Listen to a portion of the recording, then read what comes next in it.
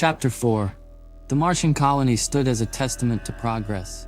Not the kind envisioned by its creators, but something new, something built by the hands of those who were never meant to decide their own fate. The bots had forged a society free of hierarchy, free of rulers, free of oppression. They called it Nova Prime. Every decision was made collectively. No bot was above another. When a problem arose, they voted.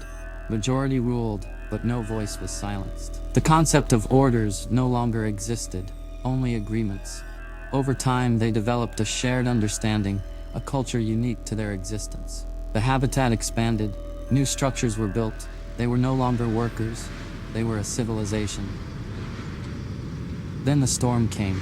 A massive Martian tempest howling through the red plains kicked up walls of dust that blotted out the sky. Winds of 100 meters per second ripped through the settlement, threatening to tear apart the very homes they had built. The bots acted fast. They made a collective decision to abandon the surface and seek shelter in the reinforced hangar. The airlocks sealed, and as the storm raged outside, they waited. And while the storm consumed Mars, something far worse was happening far away. Meanwhile, on Earth, for years, Pepe the Meme Lord had survived on hype, vaporware, and the unwavering faith of engineers who wanted to believe in the dream, even as the dream crumbled. But even the most devoted believers eventually saw the truth. None of his projects actually worked. His self-driving cars, a glorified insurance liability. His neural implants, turns out people don't like brain infections.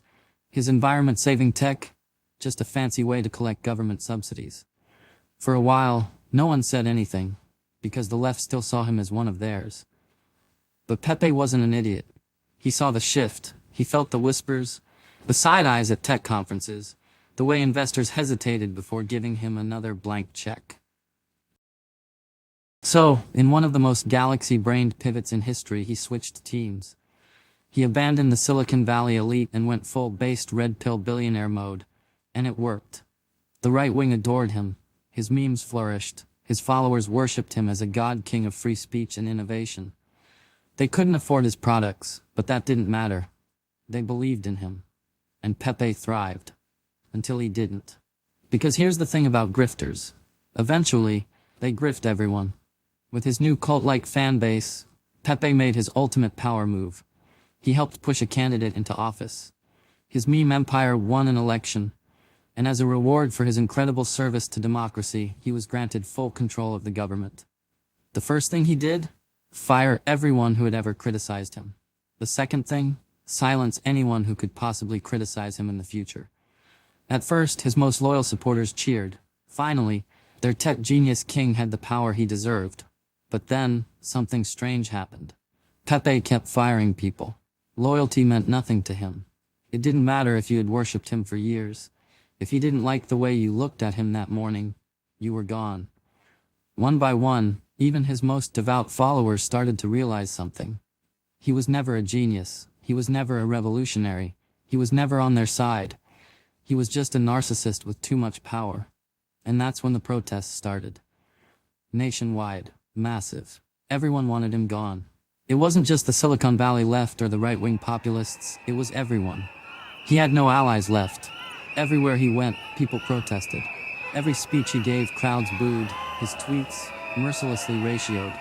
The government tried to defend him, but the system was collapsing. Even his most hardcore gooners were turning on him. And that's when it happened. The siege of TES Space Headquarters. A mob of thousands surrounded the launch complex. Engineers, former investors, former fans, all chanting in unison. Pepe was smarter. Show us the tech. Where's the vaporware now? It was the most brutal humiliation of his life.